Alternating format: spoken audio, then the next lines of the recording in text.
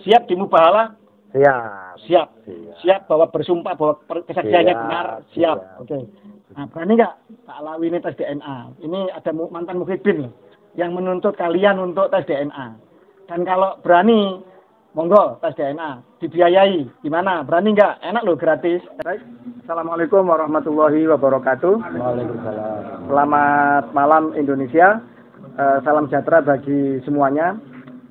Pada kesempatan kali ini di bumi Pleret yang permai, bumi Pleret Raya Ngayom Soekarto Hadiningrat, kami kehadiran seorang mantan muhibin Pak Alawi, muhibin atau pecintanya Habib yang bernama Mas Yoyo dari Sukoharjo. Beliau pada kesempatan malam ini ingin bertestimoni dan menyampaikan bahwa suka dukanya menjadi muhibin Mbak Alawi atau pencintanya para Habib. Dan juga mungkin ada pesan-pesan yang mau disampaikan di balik testimoni itu. Monggo silakan, Mas Yoyo, dimulai langsung. Assalamualaikum warahmatullahi wabarakatuh. Selamat malam. Assalamualaikum warahmatullahi wabarakatuh. Selamat malam. Perkenalkan saya Al-Fakir Yoyo dari Sukoharjo. Jadi gini, berawal saya kan mendapatkan hidayah itu belum lama, sekitar 6-7 tahun yang lalu. Dan bukan dari alumni pondok pesantren yang notabene-nya tidak punya pengalaman di bidang agama yang lebih kuat gitu. Jadi ketika saya mendapatkan hidayah, saya dipertemukan dengan salah satu habaib yang mungkin bisa kondang lah tingkat nasional walaupun di tingkat internasional. Kebetulan saya di situ dijadikan asisten beliau dalam bermajelis taklim. Jadi saya sudah ikut dakwah kemana-mana selama 3-4 tahun yang lalu. Dan ketika ada pandemi, majelis itu diliburkan atau berhenti dulu. Di saat berhenti itu saya ngikuti lagi. Ada salah satu habaib yang merekrut saya untuk ikut dakwah keliling, daurah gitu ya, dari Pati, Probolinggo sampai ke Madura gitu. Ya, pada saat itu karena saya seorang yang masih ilmunya kurang, jadi pengertian saya seorang habaib itu kan katanya Duriyah Kanjeng Nabi. Jadi saya juga harus khidmat menghormati beliau. Saya sudah rela berkorban untuk dakwah beliau, yaitu secara finansial, waktu, tenaga, dan ya untuk macam dakwah ini.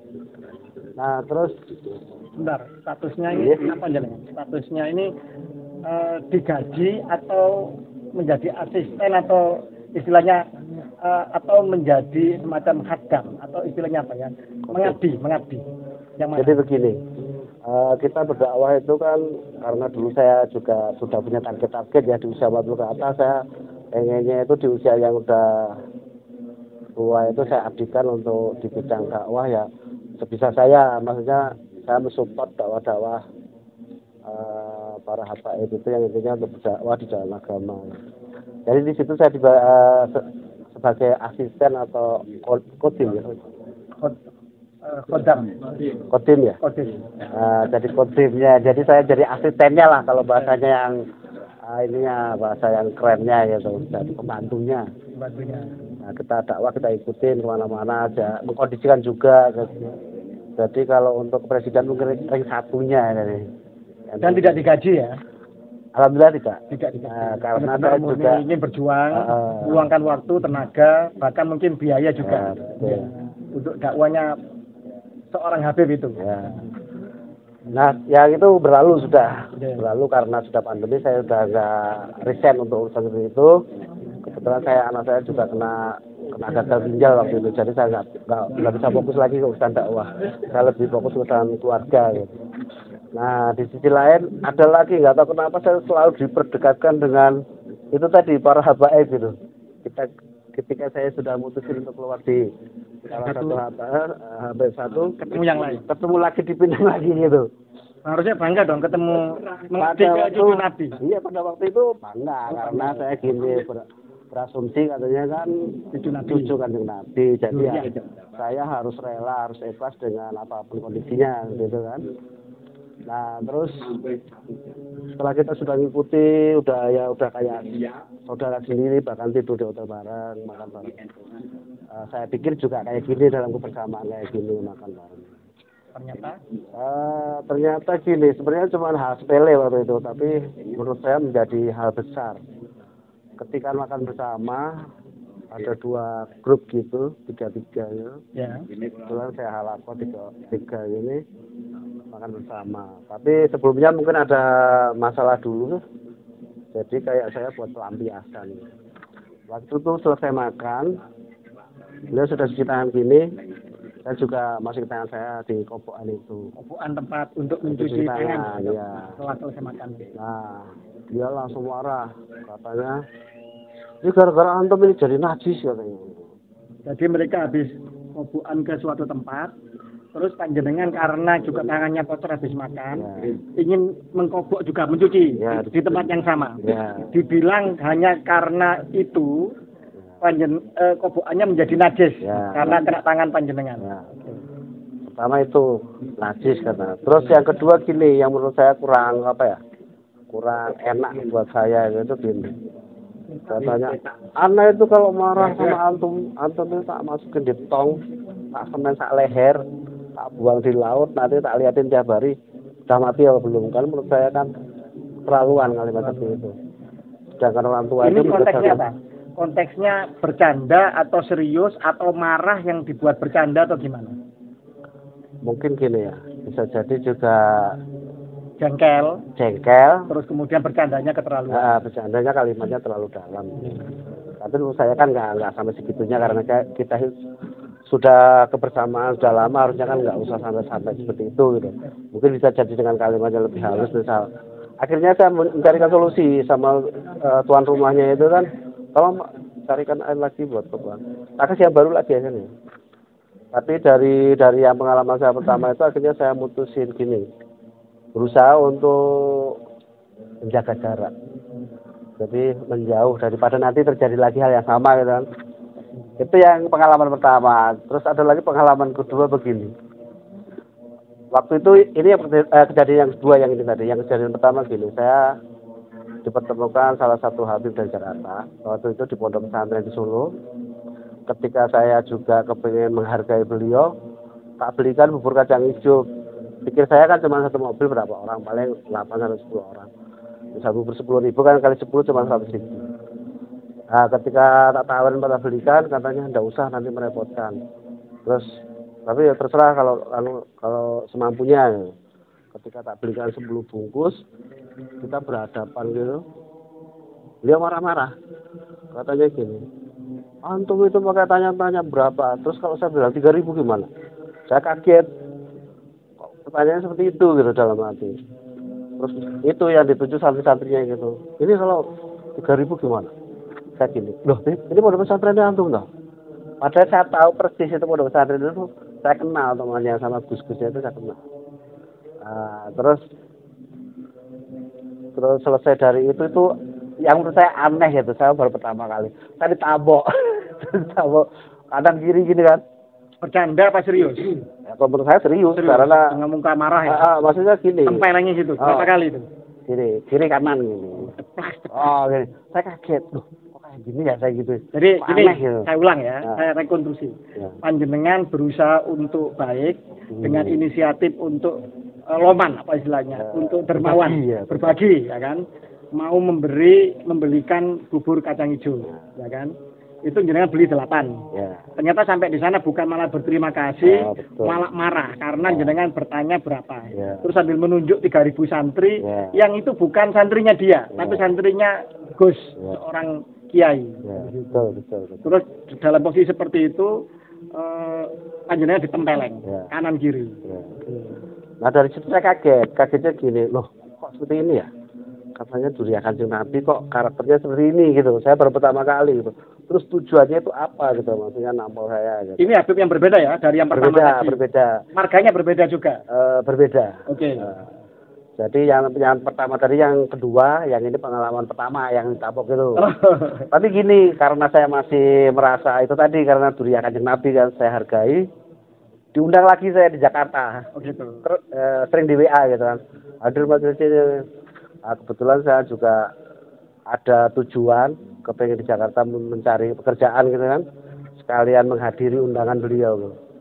Nah, itu ketika di situ selesai majelisan saya izin pamit mau, kan ada saudara di Tangerang gitu. Terus bilang gini, tolong Mak carikan Muhibin yang mau menjaga majelis ini gitu. Dari Solo katanya gitu. Terus saya menawarkan diri karena saya juga ada tujuan tadi kan. Pertama masih ada tadi Muhibin tadi pengen deket-deket sama Durian Kanjeng Nabi. Terus di situ saya baru tahu karakter aslinya yang setelah nabok tadi, ternyata emang alatnya keras. Jadi waktu itu saya baru masuk ke malam pertama, istilahnya akadnya sudah jadi apa namanya, ya putingnya lagi mungkin ya. Itu kebetulan beliau jadi itu. Jadi akadnya panjenengan itu membantu di majelis taklim situ. Ya tapi digaji kalau yang itu. Tapi digaji. Profesional, nanti di depan akadnya digaji. Gitu. Ternyata setelah masuk situ. Terus tadi baru mau malam semalam pada Isa seperti ini kejadian gitu. Yaitu hal sepele juga sebenarnya. Gini, si Habib itu nggak tahu udah pernah punya istri cerai atau gimana, saya nggak tahu. Yang jelas nggak ada istrinya, punya anak juga. Punya keponakan. Nah karena akadnya itu udah bekerja, terus si ponakannya tadi kan baru masak sendiri, makan sendiri. Cowok cewek? Cewek. Pengertian saya itu gini. Jadi jenengan Habib ini sama dua ponakan cewek-cewek ini tinggal satu rumah? Ya. Oke. Terus karena kemarin itu udah akad kerja ya, udah tak beresin semua, maksudnya yang kotor-kotor tak beresin. Ketika malamnya itu maksud saya ya udah situ mau kotor-kotor dulu nggak apa-apa, penting tanggung jawab saya kan. Saya pengennya nanti habis subuh atau sebelum subuh kayak gitu. Tapi ternyata enggak, dia langsung spontanitas sih, marah-marah. Kamu itu kerjain Sarifah. Terus kalimatnya yang keluar yang kalimat buruk lah pokoknya. Gitu. Kayak gitu. Menghina. Terus saya dalam hati gini, kok kayak gini amat ya, katanya keturunan Kanjeng Nabi, tapi kok padahal Kanjeng Nabi itu menghapus sistem perbudakan. Tapi ketika saya mau menghambakan diri, kenapa feedbacknya seperti itu gitu? Saya nggak dihargai, terus kayak buat pelampiasannya beliau kayak gitu. Jadi saya merasa nggak terima. Gitu. Akhirnya saya langsung WA aja dari atas, saya di lantai 2. WA saya ingin, makanya keluar intinya, nggak cocok. Malam pertama itu? Iya. Malam pertama? Iya. Terus paginya saya keluar, di sini keluar. Mohon maaf, tadi panjenengan memakai diksi redaksionalnya perbudakan. Ya. Apa yang panjenengan punya persepsi jenengan sebagai budak? Apa kata-katanya? Kan seperti ini, kalau menurut saya kan orang yang menghambakan diri seperti zaman Rasulullah kan namanya budak ya, walaupun nggak digaji ya, intinya mengabdi gitu. Tapi ketika saya juga mengabdi situ kan tujuan saya bukan finansialnya, saya kalah barokahnya juga gitu. Karena kalau finansialnya sebenarnya rendah sekali. Karena saya finansial saya itu punya keahlian bidang las, saya bukan nggak mau jadi bantu gitu ya. Untuk menghasilkan sehari 150.000 saya bisa dengan keahlian saya. Saya Solo, daerah Jakarta sekitarnya itu sudah biasa. Ketika saya menghambakan diri kok kayak gini feedbacknya. Jadi dari tiga peristiwa seperti itu, akhirnya saya juga mengoreksi diri gitu. Daripada saya dekat, akhirnya bermasalah. Akhirnya lebih baik saya yang jaga jarak. Gitu. Jaga jarak maksudnya nggak usah sampai seperti itu lagi. Gitu. Artinya sudah kapok jadi muhibin. Ya intinya traumatik gitu. Daripada nanti terjadi hal-hal lagi ya gitu. Terus akhirnya ya, walaupun di pertemuan lagi salah satu Habib lagi, karena sudah seperti itu udah nggak nyaman, akhirnya mundur lagi. Berarti dari sikap, gestur, kata-kata, muka apapun sudah nggak mengenakkan. Ya betul. Jadi kayak itu tadi kayak sistem perbudakan ketika sudah akadnya dijadikan pegawai atau karyawan, suka-suka dia gitu. Oh gitu. Ya, itu tadi kan dengan malah kata-kata yang Nggak ini kan nggak sebanding ya. Dengan misal gaji cuma segitu, terus kita harus rela di kata-katain yang macam-macam. Melakukan segala hal yang gitu. bukan tupoksinya, yang bukan pekerjaannya disuruh-suruh. Ya. Jadi tadi saya ambil kesimpulan kalau menurut saya pribadi saya introspeksi gitu ya, kok seperti ini gitu sikap para yang menurut mereka kan para duriakan Nabi gitu. Harusnya kan memberikan contoh, memberikan tauladan kepada kami yang masih istilahnya masih awam seperti ini kan. Ya gini, ini juga bagian dari kesalahan persepsi sendiri. Pertama, panjenengan yakin mereka zuriyah Kanjeng Nabi. Ya kan? Kalau Kanjeng Nabi memperlakukan pengikutnya sebutannya apa?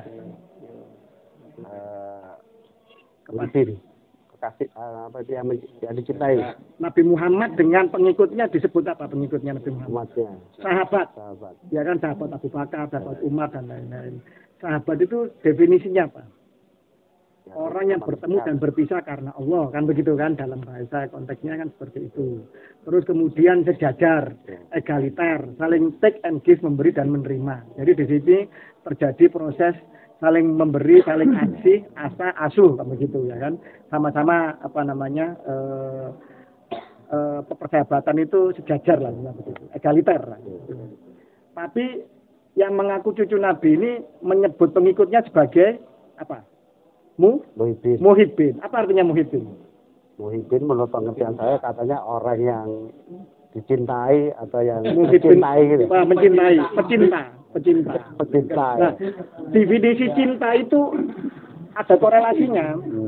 Cinta itu harus ekivalen dengan pengorbanan. Semakin kita mencintai sesuatu, kita harus besar pengorbanannya. Artinya kalau jenengan sudah menyatakan sebagai muhibbin, Mbak Alawi atau Habib, jenengan akan menyatakan diri pecinta. Jenengan harus siap berkorban apapun. Derita seperti apapun jenengan harus siap. Nah itu gitu. Pertanyaannya, yang nabinya aja menyebut pengikutnya sahabat, loh, kenapa kok yang aku cucunya memperlakukan sebagai muhibbin, sebagai orang yang harus mencintai dirinya, kan gitu. Harusnya kalau memang zuriyahnya pewaris ajarannya kan tidak begitu. Nah, akhirnya ya ini efeknya. Kalau pecinta ya harus siap ditindas, harus siap menderita, harus siap berkorban apapun begitu. Jadi intinya apa? Panjenengan tadi menyatakan di awal tadi saya mendapat hidayah. Hidayah apa yang jenengan maksudkan itu? Kan kalau yang hidayah tadi gini, dari yang saya itu dari pekerja ya, yang tadi saya pekerja di Jakarta dulu. Jadi Jakarta sekitarnya sudah saya jaga.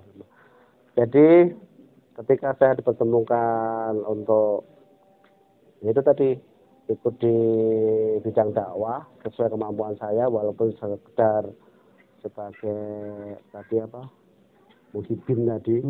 Nah, karena kita juga nggak paham kan, intinya saya pengen berpartisipasi gitu. Ya. Jadi jenengan merasa dari orang yang tidak ngurusi agama mendapat hidayah, ingin ngurusi agama.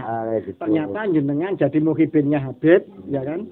Terus jenengan mendapat perlakuan seperti budak, dihina, sampai tadi itu kobokan tempat yang sama dianggap jadi najis. Jadi jenengan ini najis.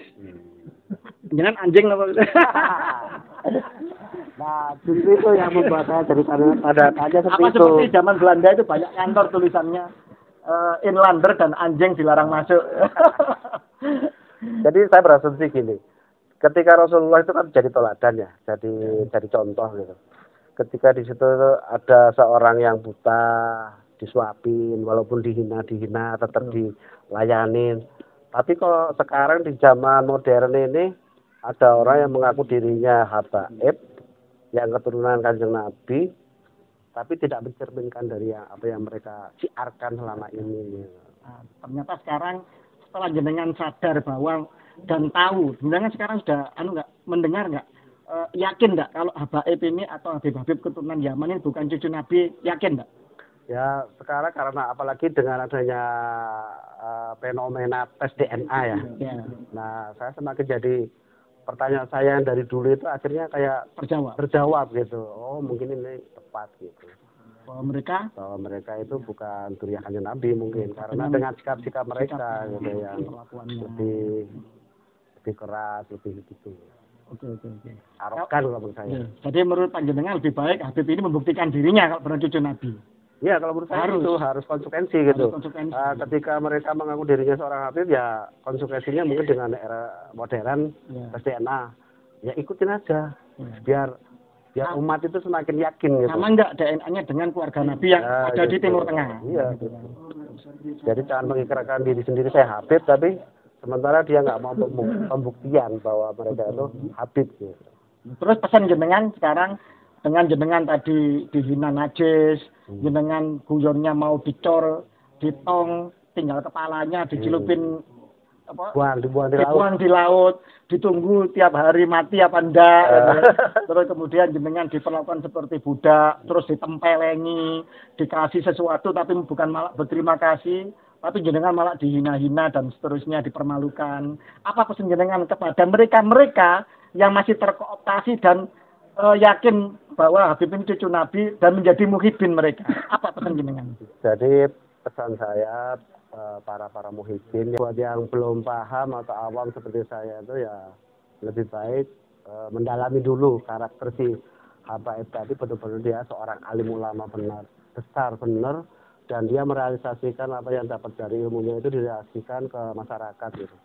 Ya mungkin lebih tepatnya kalau orang Jawa anda pasar kayak gitu, rendah hati gitu.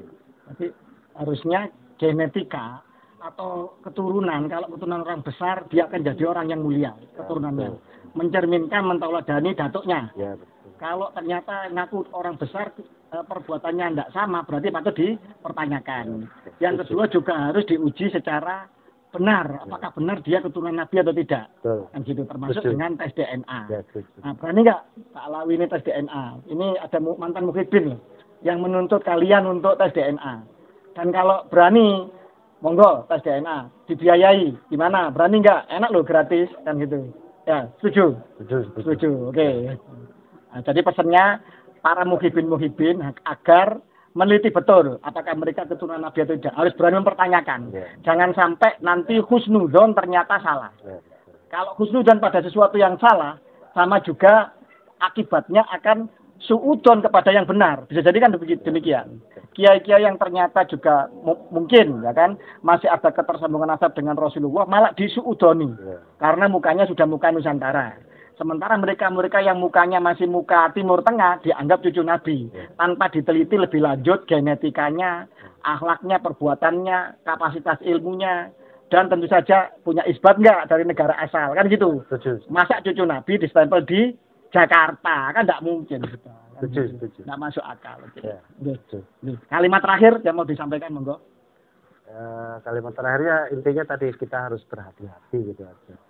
Dengan waspada, jangan cuma sekadar apa ya istilahnya anut grubyuk kalau orang Jawa. Jadi rubuh-rubuh gedang cuma mengikuti aja tanpa mau meneliti dulu lebih dalam gitu. Ya itu tadi kealimannya, keilmuannya, kesanatnya kayak gitu. Apalagi ini menyangkut dengan duriannya. Saya kira cuma sampai di situ. Assalamualaikum warahmatullahi wabarakatuh. Baik, para warga Nusantara. Hati-hati. Oke. Kalau pedo ada masalah, babak langsung. Baik, para warga Nusantara dan juga terkhusus bagi para muhibin Pak Alawi. Ini ada mantan muhibin, contoh kasus testimoninya studi nyata, siap dimubahalah. Siap bahwa bersumpah bahwa kesaksiannya benar, siap. Oke. Bahwa menjadi pelajaran bagi semua, jangan mudah percaya. Di era sekarang itu informasi mudah didapat. Komunikasi juga mudah. Bisa saling korespondensi dengan narkoba internasional. Bisa tes DNA. Kalau ada orang ngaku-ngaku cucu Nabi, suruh buktikan. Jangan seenaknya ngaku-ngaku, ternyata itu untuk mengkapitalisasi umat, memanfaatkan umat. Apalagi orang-orang yang muhibin, pengikut mereka tambah dijadikan budak atau dimanfaatkan. Demikian, salam waras bagi seluruh warga Nusantara. Wallahul muwaffiq ila aqwamit thoriq. Wassalamualaikum warahmatullahi wabarakatuh. Waalaikumsalam warahmatullahi wabarakatuh.